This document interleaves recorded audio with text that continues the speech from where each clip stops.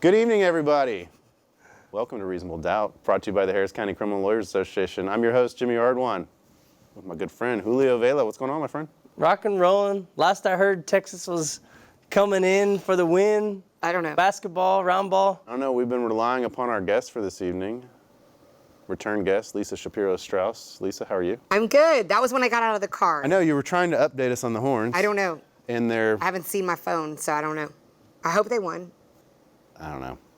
If not, it was a bad season anyway, so move Yeah, on. but the good news is we got rid of Brock Osweiler. Yeah, hey, was Romo coming? I heard he's coming this way on an ambulance. That's what I hear. What was the That's what Onion I hear. story?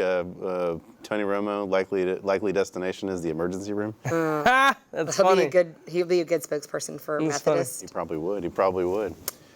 Well, ladies and gentlemen, we're going to be with you for the next hour. We've got a lot of great topics to talk about with Lisa. And if you want to get in on the conversation, we'll open up the phone lines about 8:30. 713-807-1794 is the number. We also have Twitter up, so you can send us your question and comments at HCCLA_TV. But there's been a lot going on. Let's just dive right into the big thing this week. We started the hearing on the injunction case for the bail lawsuit. And we talked about it last week, Julio, but the hearing started on Monday in front of Judge Lee Rosenthal, and they've had witnesses testifying all week, including Sheriff Gonzalez. We saw Kim Ogg file an amicus brief in support of the bail reform lawsuit, and we've had a couple judges already testify. I think Daryl Jordan, as far as I know, testified, and perhaps one other. And from what I'm understanding, a couple other more judges are going to take the stand tomorrow. So one of our producers was down there today watching everything, and she filled us in on some interesting stuff. Sounds like the state expert made some pretty appalling, took some pretty appalling positions. But guys, I mean, from what I'm understanding, and I haven't had a chance to go over there and watch it, I'm just reading what's going on. You know, we talked a lot about the ridiculousness of the prior outside lawyer for the county and the arguments he was making about how some people prefer to be in jail. And this new guy they got in here, John O'Neill, isn't doing much better. In fact, Judge Rosenthal had to stop him because I guess at some point they were talking, he was cross-examining the sheriff about the deaths inside the Harris County Jail, and his question was, well, don't people die outside the jail too? and Rosenthal had to stop him and say, wait a second, this is a slippery slope here that we're going down. Oh my God. I mean, this is a train wreck for the county, it seems like. Don't you think? Yes. It sounds like it is. So if the county wins, or if the plaintiffs lose, the county wins, they're going to implement the reforms that they're already doing and say it works. I'm just at a loss. Okay, so where are we? Here's what I understand. The county is trying to, or has some reforms that I guess are supposed to take place July 1 or June 1, sometime this summer, in terms of when we're going to have public defenders. At the bail hearings. At the bail hearings. Yes. There's going to be, I guess, some new guidelines that are going to be implemented. Yes, I actually sat in on a meeting about 2 weeks ago. There's been a group of people that have been meeting for several months, if not a year, that have been trying to come up with a recommendation, that have been part of people from the MacArthur grant, from the not the MacArthur grant, I'm sorry, from like the Arnold Foundation, Right. all the different factors that have gone into, the PD's office, the DA's office. They're all trying to come up with recommendations to then suggest to the DA, which at the time when it started was Devin Anderson, now Kim Ogg, and then they're hoping that I had my first chance to meet with them at this last meeting. It was one of their last meetings. Some of them were like people that were in the community. One of the people there was like just a citizen's representative in the community. And they want to say, here are our recommendations, and these are the things we want to see happen with bail reform. And then hoping that Kim Ogg will make her recommendations to this, what you're saying, in July, for July. Right. Well, what I understand is this is what's on the table. And so the county is trying to defend this injunction, to stop the injunction, because the injunction, as I understand it, would basically implement not just those reforms, but go even further and say, look, if it is a nonviolent misdemeanor offense, we want to basically eliminate the money bail schedule.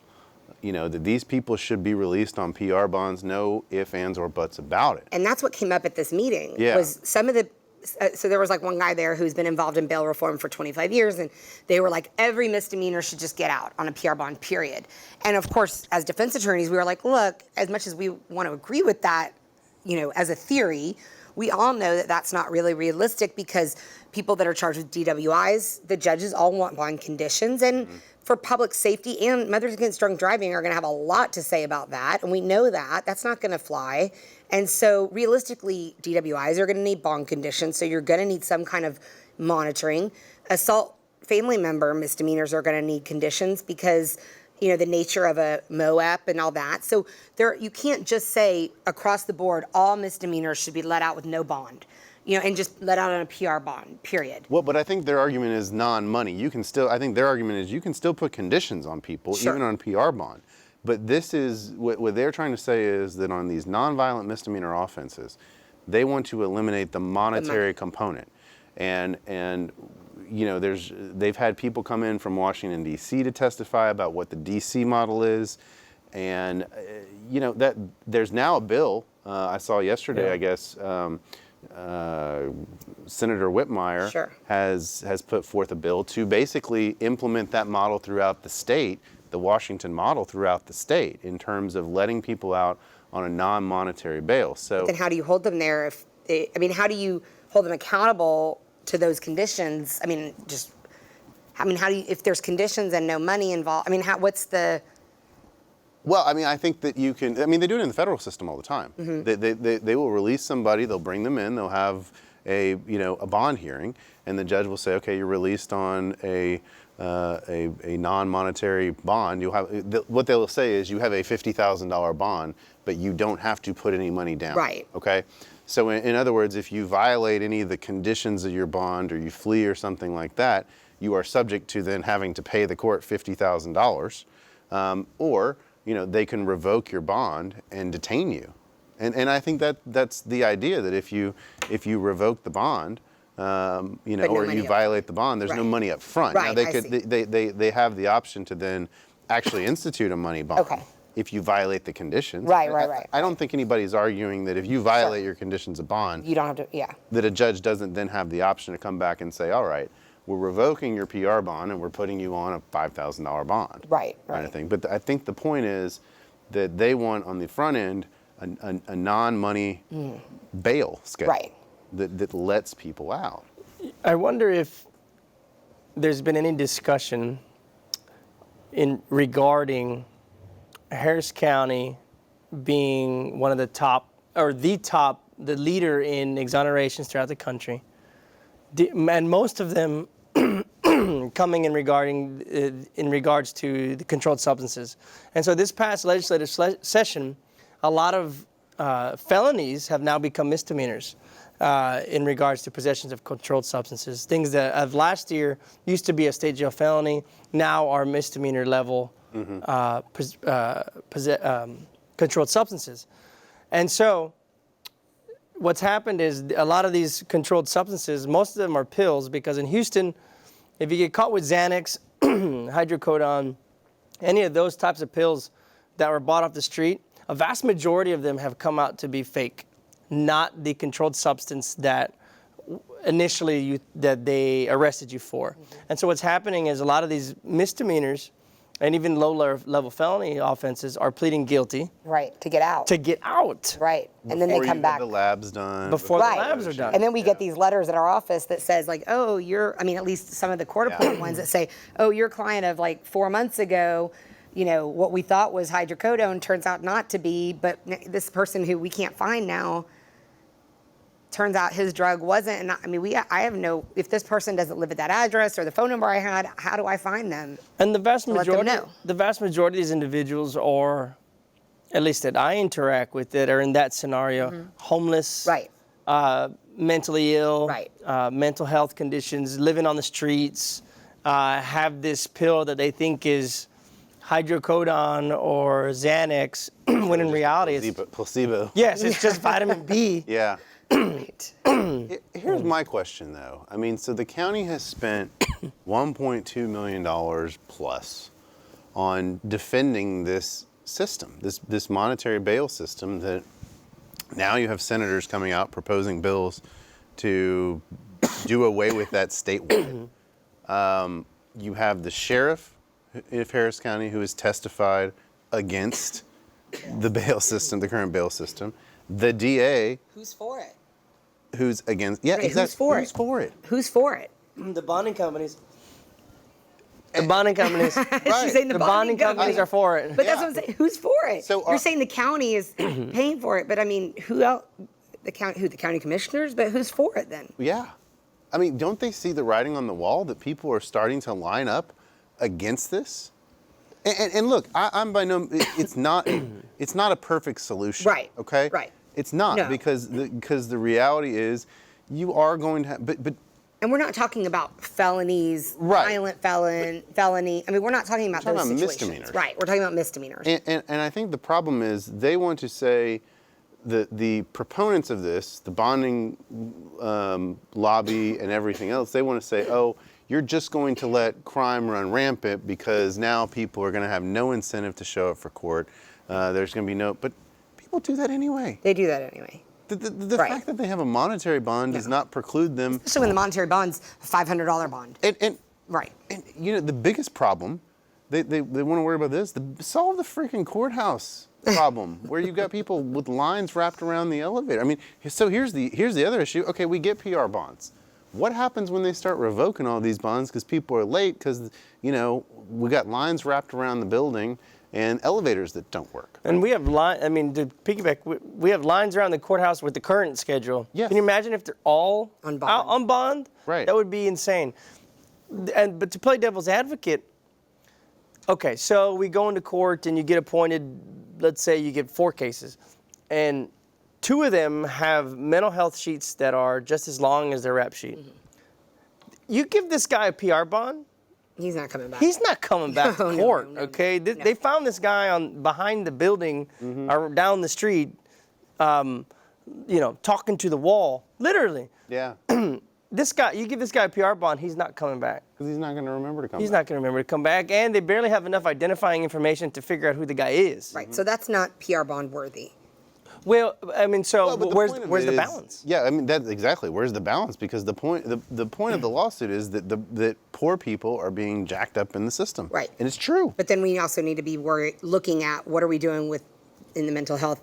Yeah. I mean, like you said, I mean, we all know that that's a big issue, and then we all know that that's something that we currently are trying to address. And we all are aware of that being an issue and trying to address that as far as, you know, are we jumping on that as soon as we see the person? I mean, we know that, especially in the misdemeanors. I mean, look, as much as this is a good thing, okay, to eliminate to try and eliminate the monetary bail system within the misdemeanor section, within the misdemeanor courts, look, yes, it's a great solution, but it's going to create new problems. Right.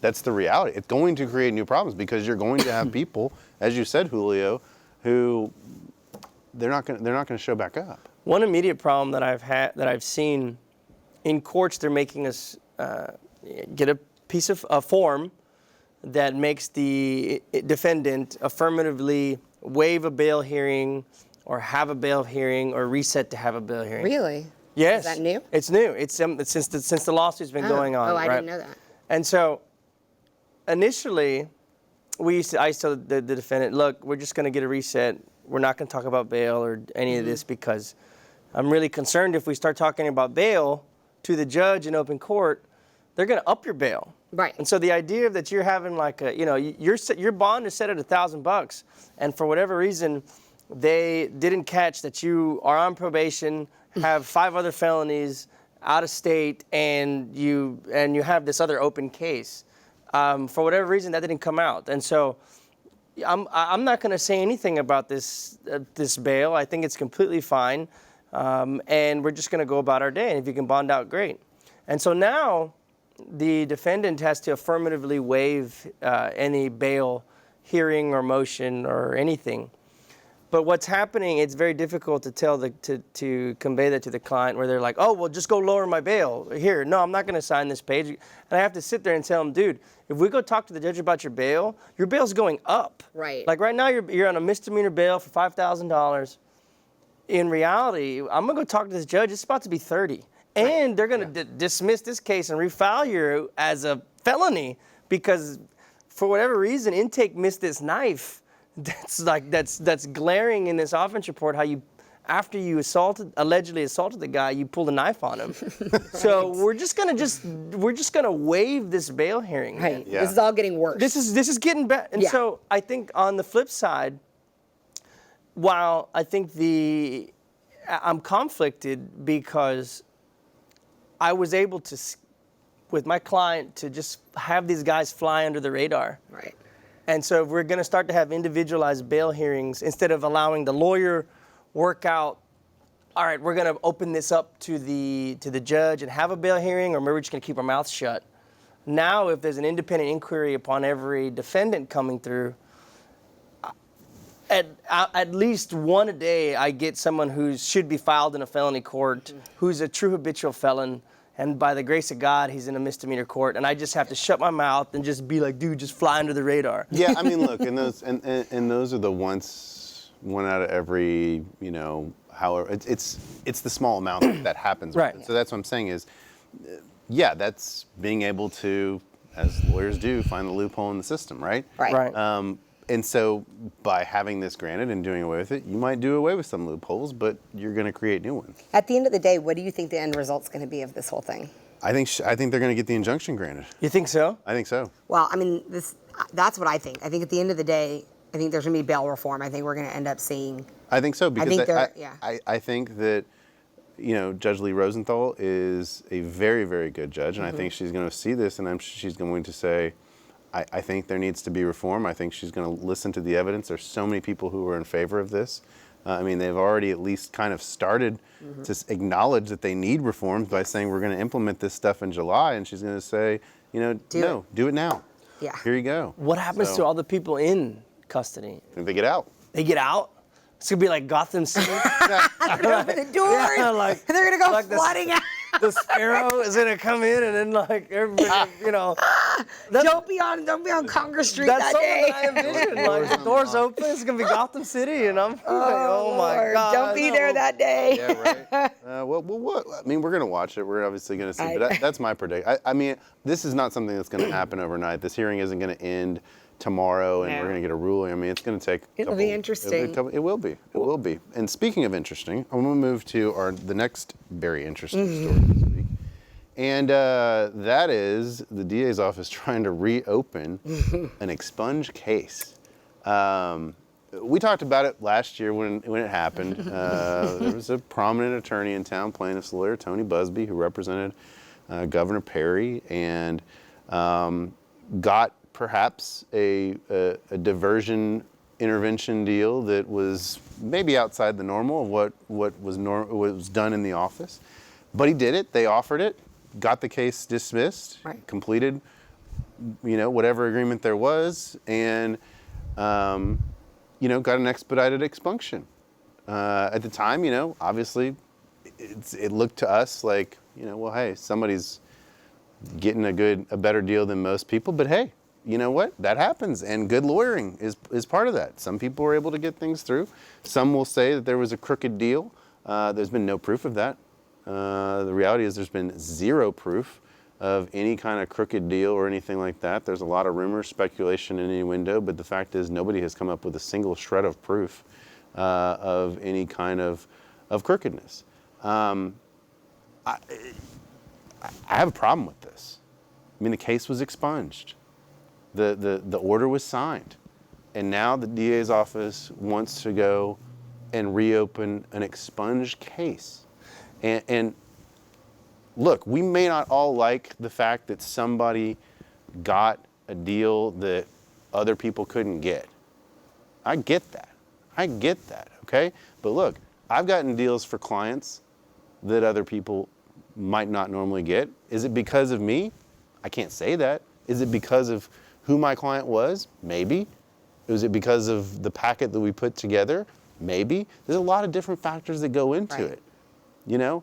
And I can sit here and tell you that, yeah, because maybe I got a deal that wasn't in the norm, so to speak, but it wasn't because I bribed anybody or paid Right. anybody off or Right. did anything underhanded to get it. No. And there's been no proof of that in this case. Right, unless there was proof of it. I mean, unless there was some proof that, again, almost like when an appellate process, unless there's some new Correct. evidence that there was proof that something happened, And it's closed. right. It's closed. And he filed the expunction like he was lawfully allowed to do. There was an agreed order signed by the District court Attorney's judge office. and by the by the DA's district office attorneys, and and the judge and the district court judge. I mean, district civil court judge. And the real problem, too, here is now we're all talking about it.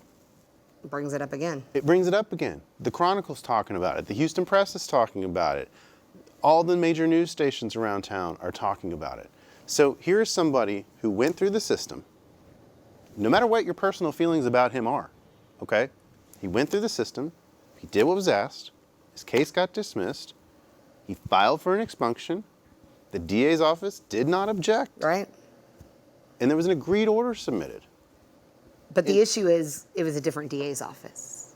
That's the issue. I But that's what I'm understand that. saying. I mean, Yeah. you have to clarify for whoever our viewers are. It was a different DA. It was a different Sure. cut. I mean, you've got one DA's office who did one thing, and then you've got. But I mean, I'm just saying. But that brings up a different, that brings up a That's whole the other other issue. because Right. does that subject all of us who got a deal under the No, old it administration to shouldn't. have all of our cases reviewed? No, it shouldn't. You know? And that's the issue. Yeah. But does the district attorney have the ability to refile a case that has been expunged? No. Do they? Though? I mean, can they refile? No. I don't think think so. so. I don't know. I don't think there's anything that prohibits them from doing a brand new refile. I don't. Well, I mean, okay, so let's talk it through. All right. I think it's isn't it double jeopardy? Well, no, I don't think it's I don't that, think but, it's but I mean- jeopardy unattached. But this is why. think. But see, this is why most expunctions you have that waiting period attached. Right. Okay. Right. It's You know? within the period. Oh, they're still within the period because it was. Not That's that long right. ago. You know, Oh, so they're still within the statute of limitations. yeah. So I can see the legal argument being made that we're within our right to refile it. But there was an expunction granted. Right. I think it stinks.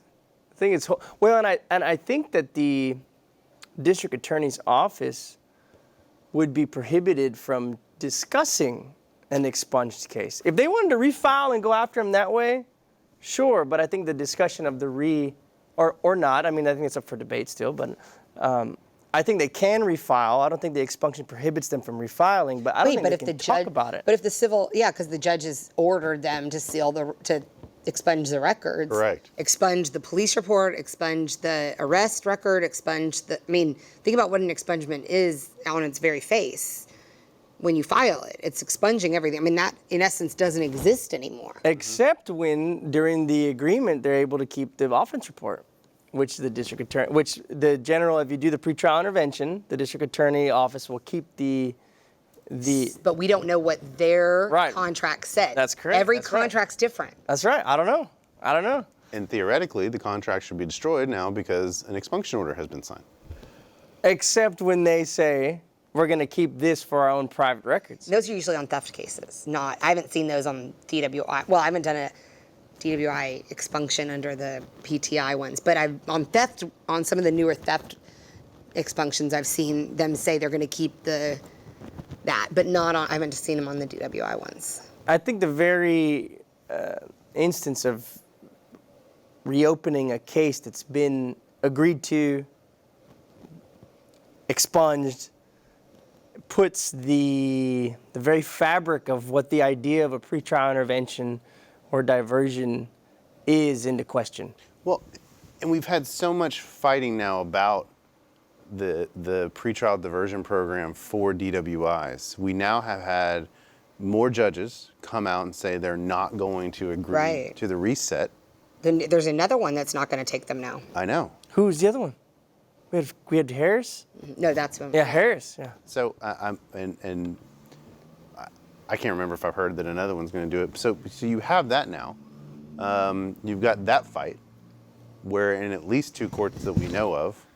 And one of them was where his was. Right. Right. But again, he didn't go through the traditional. Well, and you're not even supposed to get a pretrial diversion In that court. in I know. Judge Harmon's court, except if you're Tony Busby. Well, but that's what I'm saying. He didn't get a traditional one because the judge won't Right. agree to do it. So I mean, what's the point? What's the point of reopening this case? You've got so much other stuff. There's so much else going on. There's so much else going on. It took us till like this week to even get an organizational chart. Yeah, I mean, Like last week, we finally found out and some of the chiefs are like interim chiefs. Like I think there's still a lot of open positions in their office. I feel like there's a lot more to do in that office than rehash this.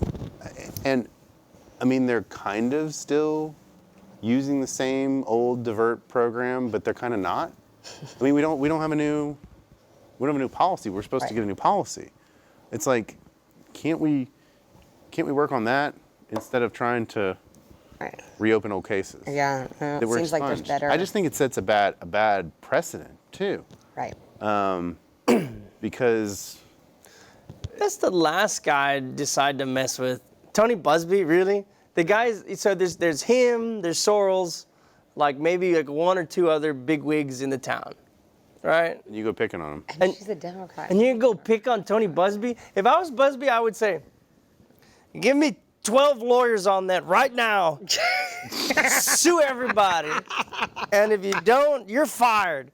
And then go. And then I would just be like, that's what I would say. You're messing with one of the biggest lawyers in town who probably has more money and resources than the district attorney's office itself. And you're coming after him, which quite frankly, wow. All right, wow, but Right. What's the end result? Gonna yeah, but really? I mean, Right. isn't there other What's things gonna be accomplished by Weren't that? you trying to let people walk around with 4 ounces of marijuana to focus on the real stuff?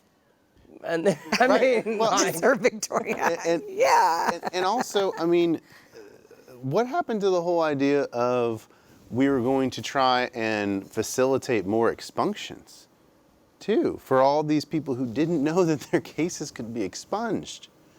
You know, you got all these people out there that Right. have the potential, Right. and you know now we're sitting here focusing resources on whether or not we should Reopen a case. one expunged case. Yeah, you think is it political? absolutely. You think so?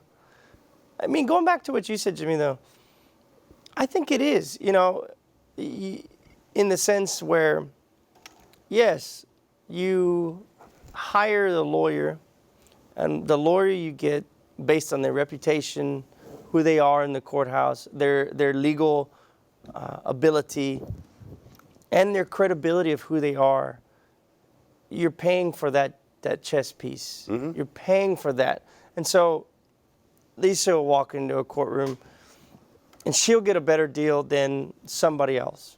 I'll walk into a courtroom and I'll get a better deal than the next. You'll walk into a courtroom and you'll get a better deal. And that's not to say anybody's doing anything corrupt. It's just the fact that when you say something, or when Lisa says something, or when I say something in a particular courtroom in the appropriate setting, that carries more weight.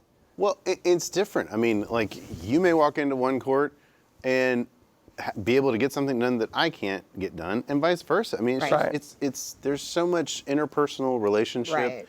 down there that it's like an extension of high school, as I've said. It is. I've said before it's that kind of the state worse courthouse. than high school the sometimes. state courthouse is you know, it's like an extension of high school. And they always say no one case is worth upsetting anybody over because Right. you'll get blacklisted and yeah. Yeah, I don't know. I don't like it. I mean, Yeah. I think they just need to let it go. And Busby's like the jock. Yeah. Yeah, he's like the jock, right? And he's Yeah. getting the Driving sweet the cool car. Yeah, driving the cool car and getting the sweet deals and getting the passes and you know, getting the The girl. Yeah, getting the Crazy. girl and skating free. You know, it is what it is, man. They don't like it. Yeah, I mean, well, Yeah, I think they just need to leave it alone, but I'm not their advisor.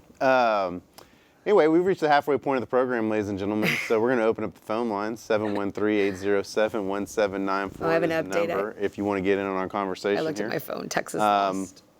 Oh, Texas lost? Mm-hmm. Oh, well. Yeah, They've only won 10 times this year, so yeah, I I'm know. I'm not surprised It's a by bad that, season. but I know. Sorry. you can get in on our conversation here. Also, we've got Twitter up. You can message us here at HTCLA_TV. All right, guys. Interesting story this week about a local man who has gotten jammed up down in the Dominican Republic, facing drug trafficking charges, and he's represented. He's from the Woodlands. He got counsel from here in Texas. Currently, he's represented by our good friend Sean Buckley, who's been on the show multiple times. I tried to get Sean to come on the show, but he is down in the Dominican Republic right now, as the trial was supposed to start this week. It got bumped to March 22nd. But it's They said because I saw it on the news last night. They said it got bumped because they couldn't get a translator. yeah, And the wife was on the news last night saying this is exactly the kind of stuff that's been happening, that's been slowing the process. Like, Nobody Right. speaks English in the Dominican? Like, what? I've been there a couple of times. They do. Yeah. I'm pretty Yeah. sure a lot of people speak English. She was very upset last night on the news. I mean, she said it's changed her husband being down in jail. Obviously, she's very yeah, because he's been held in custody a year. for a year down in the year. Dominican Republic.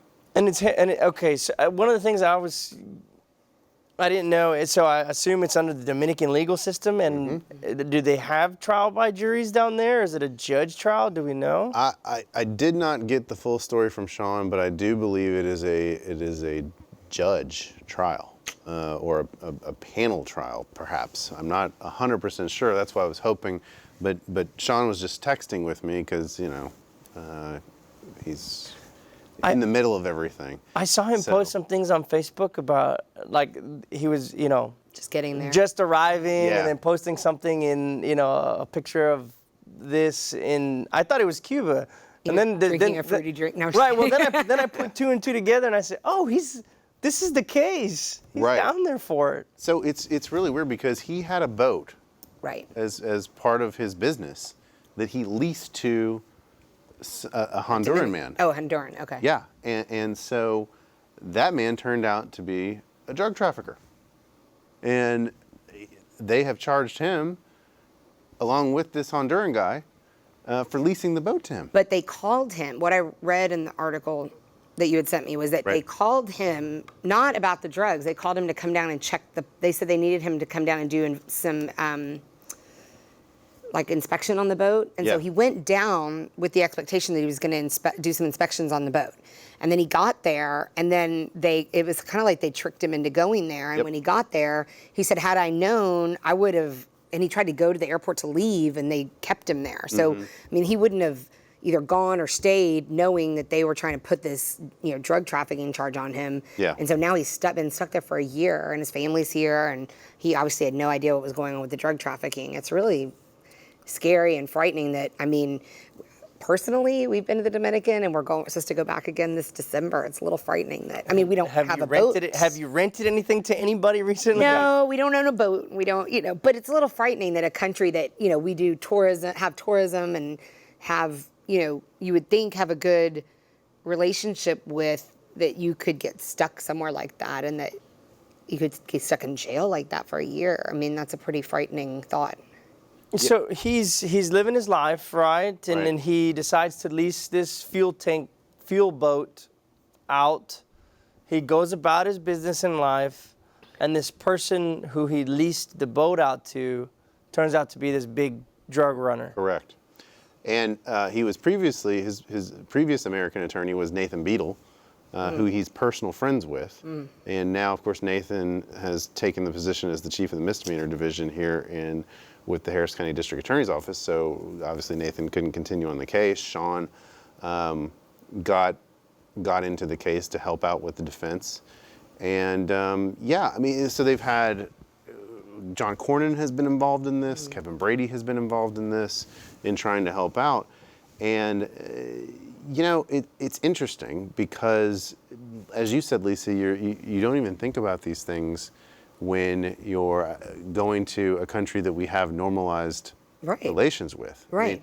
I mean, if you head to Iran, Iraq, Sure. Syria, North Korea. North Korea. Right. Like, look, they might come up and make you a spy, even though you're not. I mean, we've seen that kind of stuff happen multiple times. Right, but you not know? when you go to a country that people go to the resorts there. They go, that we have. I mean, there's good relations as far as like the tourism, and it's a natural. I mean, Yeah, it's like And especially here when there doesn't seem to be, other than the lease agreement, there seems to be very flimsy evidence that he was involved. that in he was it. involved. Well, what I think the Dominicans are saying is that he was at some point communicating with the drug runners to pinpoint the ship, contacting them over satellite phones.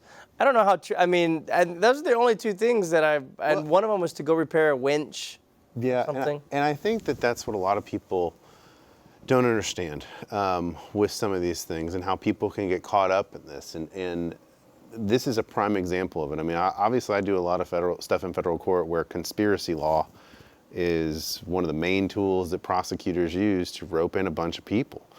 And stuff like this can get you wrapped up into it. And where circumstantial evidence can be used to prosecute somebody, the mere fact of leasing out a boat to somebody can be construed as an act in furtherance of the conspiracy. Wow. And circumstantially, they could say, well, it looks like he was aiding and abetting this guy, He was part of it. and he's part of it.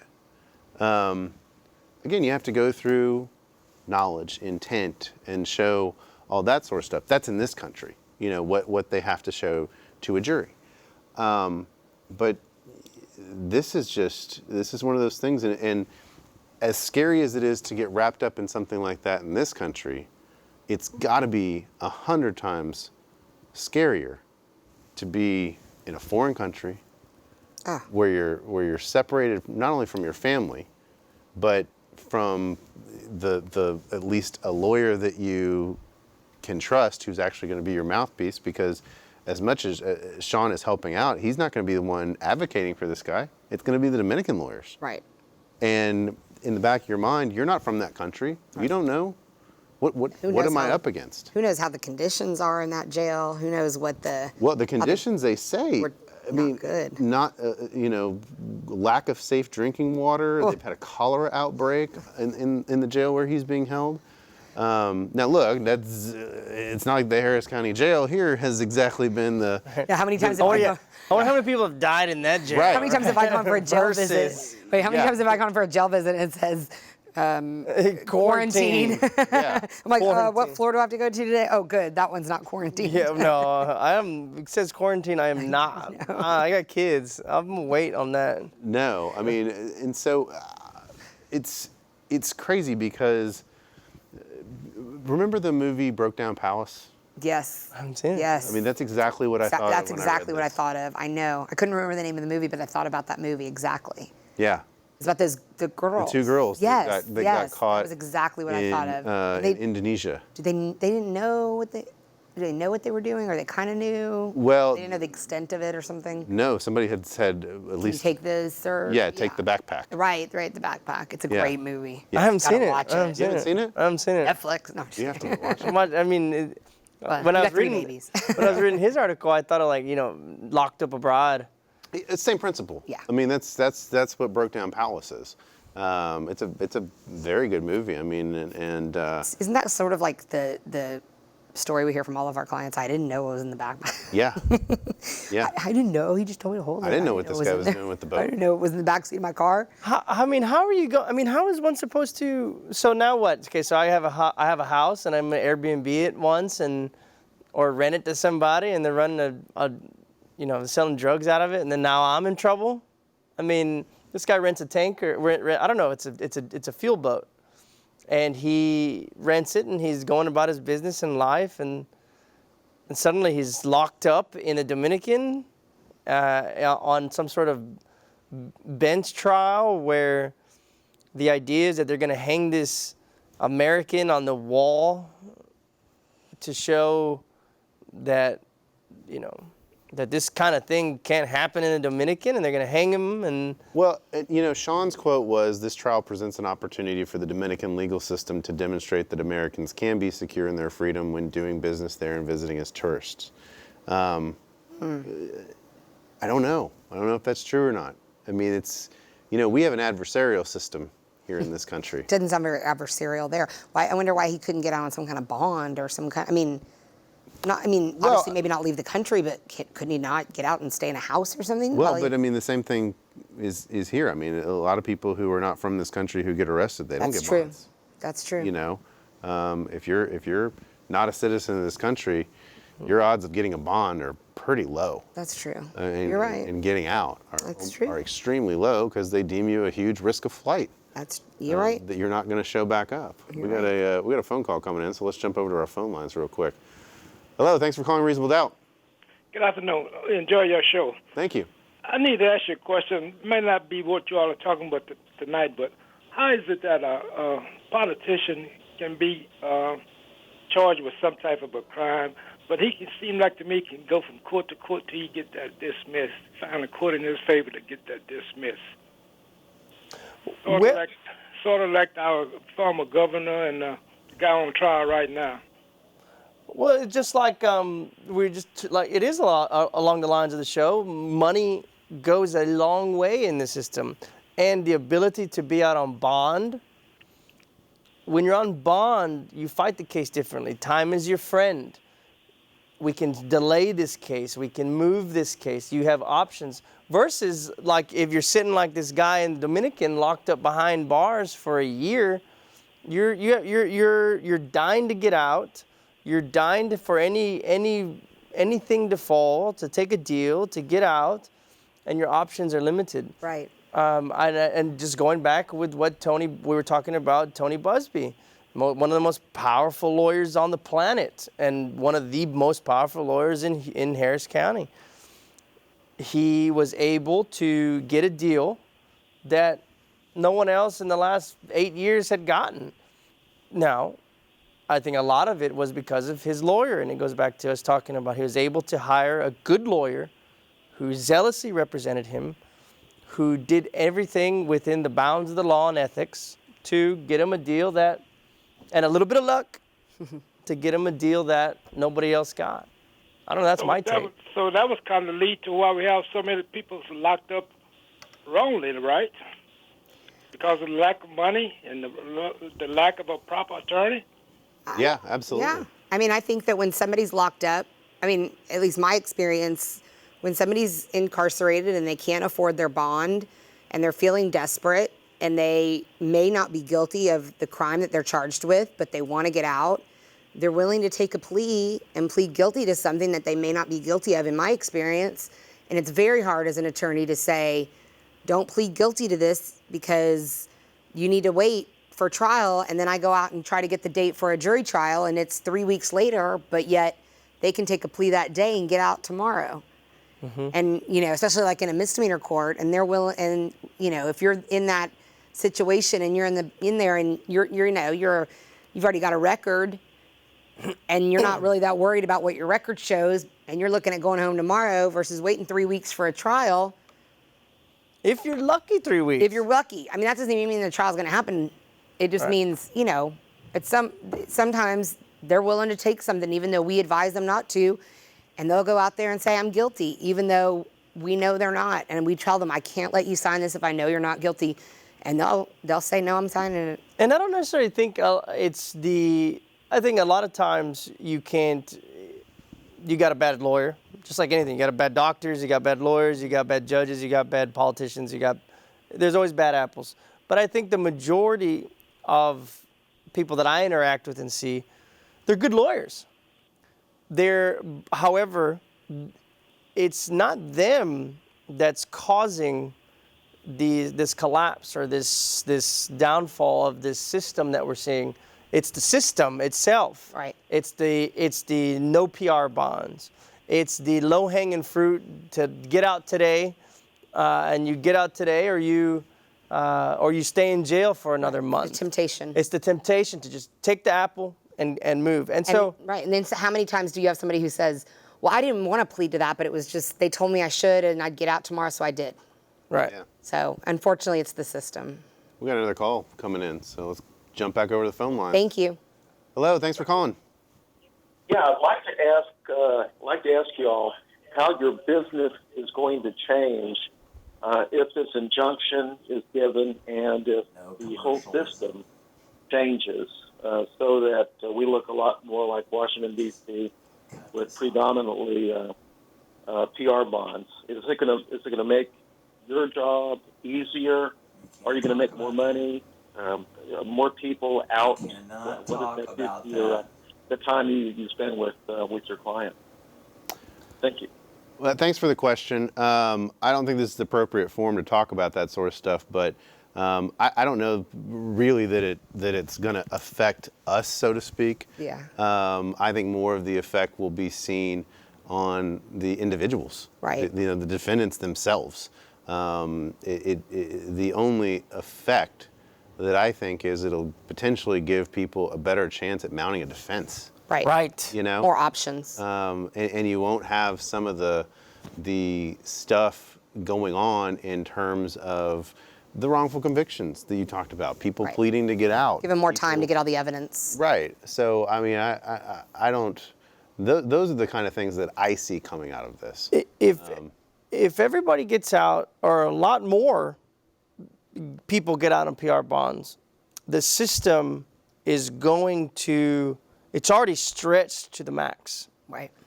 If all these trespasses and driving while license invalids or assault family members or if all these people get out, all these people on bond are not going to want to go back to jail. And they're going to say, you know what? All these cases where if I was in jail, I would have pled guilty to this, but guess what? I'm not now. You're going to have, in my opinion, you're going to have a lot more people exercising the right to a trial, and you're going to cause an increased backlog on the dockets because the district attorney's office, unless they... Oh, nah, man. what? We're gonna, Oh, no? I don't know. That's not the secret. We have another call. That we're gonna clog up the docket. Yeah. That's I'm what ready. I'm saying. Don't tell that. I'm ready for everybody on bond. Let's go to trial. I'm ready. Let's hit it. Let's jump back over to the phone lines. We've got another call coming in. Hello, thanks for calling Reasonable Doubt. Yeah. I just kind of want to talk a little bit about my brother. I won't get into any specifics. He got arrested for child. Well, we had to. We're not going to talk about that. He's not getting a PR bond. Nice. He's not getting a PR bond. Yeah. But nice. I think the more We have a people. delay. Yeah, no, we're not gonna we're gonna go back. The more people on PR bonds, the more people are going to exercise the phone jury screen. trial, and they're going to have to get more courts. My kids weren't listening to that. They're going to have more courts. They're going to have either associate judges, and they're going to have more defense lawyers representing these people. Well, I think the other thing too is you're going to have to, as we talked about earlier, there's going to be more people out standing outside the courtroom. More people coming into the court. You can't have this mass crush of humanity coming in for a 9 o'clock docket call. You can't bring, they're going to tell people, you can't bring your entire family with you for a driving while license invalid. I mean, Yeah. why do you have to bring your mother and your sister and your baby and why do you have to bring all those I mean, people with you? functionally, they're going to have to institute staggered dockets. They're going to have to. Because if you have all those people coming to court for everybody trying to get in for a 9 o'clock think about docket call. have you ever been in the 2:30th on a Friday? Yeah. Oh, it's like. Yeah, 200 people on the docket. Oh, it's like being at the rodeo on a Saturday evening. I mean, it's insane. Try get it. I mean, it's insane. Down there, already at the misdemeanor courts, the fire code's being broken every single day Sure. in those courtrooms. So I had a friend who was on a jury, and he was on a jury panel, and the fire alarm went off. And I knew that he was freaking out because he's a little OCD as it is. Hope he's not listening. And I texted him. I was like, don't worry, there's a reason that nobody's moving. And because I knew it kept going off, and I knew he was probably freaking out that nobody was moving. Yeah. And he's like, why is nobody exiting the building? I said, this happens all the time. And he's like, it went off again. I'm like, I know, it happens all the time. Nobody's moving, I know. Yeah. He's like, what will it take for people to finally move? I was like, it just happens all the time. I mean, Yeah. he thought it was crazy. He thought the whole place was totally insane. And he might have a valid point. It is. He might have a Gotham valid City. point. Yeah, it is. Last thing I want to get to tonight is a topic I know that is near and dear to your heart. Me? Yes, you. Why? Science of marijuana. The science of marijuana. Why is it near and dear to my heart? I love it. I love it. Did you hear? What does that say about me? Did you hear that? Did you hear that Lisa Strauss on Reasonable Doubt marijuana is near and dear to her heart? Did you hear that? Before we get to that, let's take another call here. We got coming. I'm not sure. Is that what it was, or he just flipped hopefully through it's something? been screened a little better this time. Hello, thanks for calling. Hello. Hi. Hi. I'm the kid who got. I was wondering. Who was that? Hold on now. Who is calling in like that?